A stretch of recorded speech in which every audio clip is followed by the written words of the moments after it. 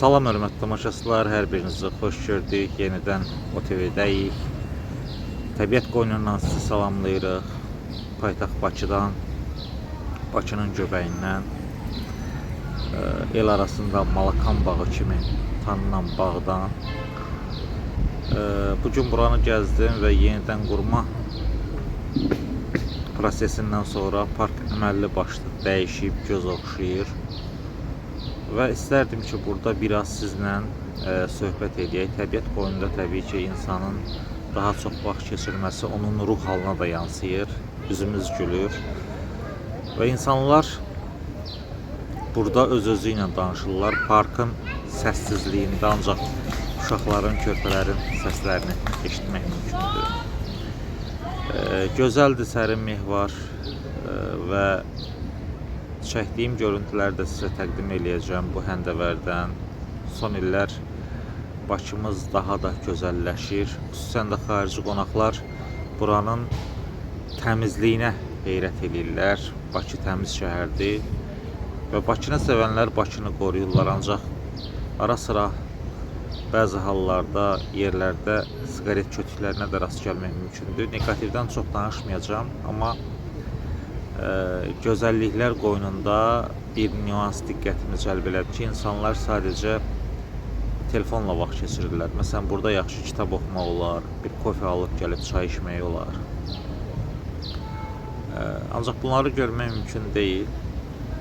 Ümid edirəm ki, oxu mədəniyyəti yaxın vaxtlarda yenidən öz yaddaşını Azərbaycanda bərpa edəcək. Yenidən insanların hərflərlə, cümlələrlə, kitablarla doğmalaşmasını hiss eləyəcəyik. Təbii ki, zamanın axarı var. İndi internet əsridir, informasiya dövrüdür. Və bu dövrün öz tələbi informasiyaların elektronlaşması ilə bağlıdır. Ona görə də insanlar kağızdan qaçmağa çalışırlar, kitabdan, dəftərdən. Artıq həzz ala bilmirlər. Amma mən hesab edirəm ki, bu çox yanlış düşüncədir. Ona görə ki, insanlar kitaba nə qədər yaxın olsalar, adamlar o qədər xoşbəxt olarlar. Bunu əminliklə deyirəm. Avropada və başqa ölkələrdə biz müasir dövrdə də kitab oxuyanların sayının çox olduğunu görə bilərik. Bu Avropadır ki, bizdən yaşam, mədəniyyət, təfəkkür tərzinə görə bəlkə də 50 il, 60 il öndədirlər. Texnologiyada da həmçinin. Və o baxımdan hesab edirəm ki, biz kitaba yenidən qayıtmalıyıq. Ancaq o da var ki, danılmaz həqiqət ki, Azərbaycanda oxu və kitab mədəniyyətinin korlanmasında mövcud ədəbi qurumların, eyni zamanda digər təşkilatların rolu az deyil. Yəni, söhbət nədən gedir? Məsələn, Yazıçılar Birliyi, Dünya Gənc Türk Yazarlar Birliyi və digər aidiyyatı qurumlar, Mədəniyyət Nazirliyi həmçinin, məsələn, Axundov kitabxanası, oxu mədəniyyəti ilə bağlı müxtəlif tədbirlər həyata keçirə bilərlər və bu mümkündür. Ancaq görünür ki, ya az keçirilir, ya ümumiyyətlə keçirilmir və yaxud da keçirilən tədbirlər hər hansı bir effekt vermir. Bunun səbəbi olduqca sadədir. Sadə olmağının və eyni zamanda bu sadəliyin içindəki mürəkkəbliyin əsas səbəbi ondan ibarətdir ki, başdan sovdu işlər görülür. Yəni, tədbir adına tədbir keçirmək, həqiqi kitab və oxu mədəniyyətinin təbliğatını çox zəif təşkil eləmək və ümid edirəm ki, yaxın gələcəkdə bizim təfəkkür tərzimiz tamamilə dəyişəcək. Yazıçılarımız bugünün problemlərini işıqlandıracaqlar. İnsanlar onların aydan çaydan yazdıqlarına yox, bugünün reallığında baş verənlərin ədəbi əsərlərdə inikasını görəcəklər, əks etməsini görəcəklər və onları oxuyacaqlar. Həqiqətləri, doğruları şair və yazıçılar, yaradıcı adamlar yaza bilməyəndə, canlandıra bilməyəndə oxucunun da onlara etibarı itir.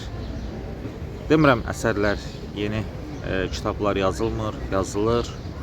Ancaq bu insanların yaşadığı problemlərlə əlaqəli deyil. Aydan, çaydan, havadan, sudan hər kəs özünü qorumağa çalışır mövcud reallıqlar çərçivəsində. İnsanlar, yaradıcı insanlar gördüklərini olduğu kimi qələm almaqdan qorxurlar, sanki 37-ci ildir. Xeyr, belə deyil. İnsan özünü redaktə eləməməlidir, bir mənalı şəkildə. Və ən əsası onu qeyd eləmək istəyirəm ki, təbiət qoynunda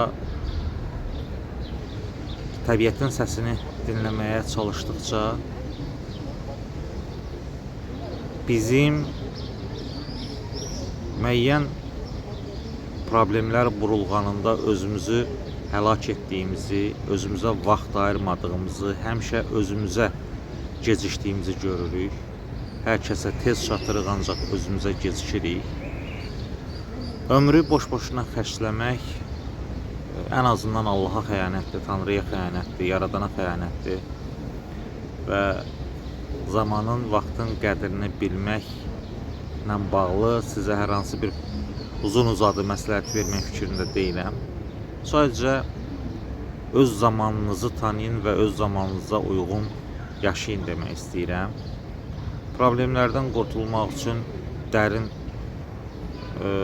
fikir dünyasına qəvvas kimi baş vurmağa ehtiyac yoxdur. Biz öz problemlərimizi daha fərqli yollarla, özümüzə vaxt ayırmaqla həll edə bilərik.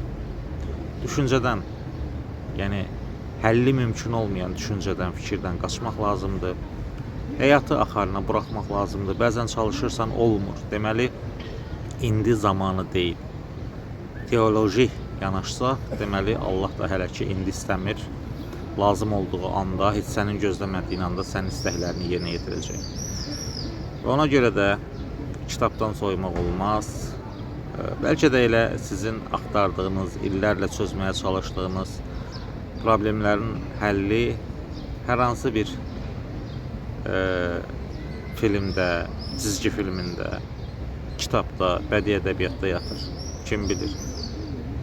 Öz həyatınıza rəng qatın. Mən baxıram, bax bu yaşıllıqlar qoynunda, bu rəngli dünyada, bu parkın içərisində nə qədər solğun, rəngsiz insanlar var. Hamısı özlərinə zülm edirlər, özünüzə zülm eləməyin.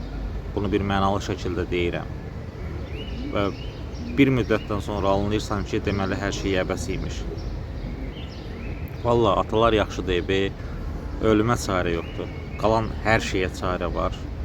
Ümid edirəm ki, hər şeyə nikbin, yaxşı baxarsaq, o zaman mənfi enerji də bizdən uzaqlaşacaq. Hər şeyimiz yoluna, axarına düşəcək. Bu qədər. Quşların səsini dinləyin, təbiətin səsini eşidin və qəvvas olub fikir dünyasında, fikir sonsuzluğunda, çarəsizliyin düyünlərində özünüzü yormayın. Hər şey yaxşı olacaq. Əsas odur ki, sağlam olun, sağlam düşünün və sağlam yaşamağa çalışın. Hələlik. OTV-ni də izləməyi unutmayın.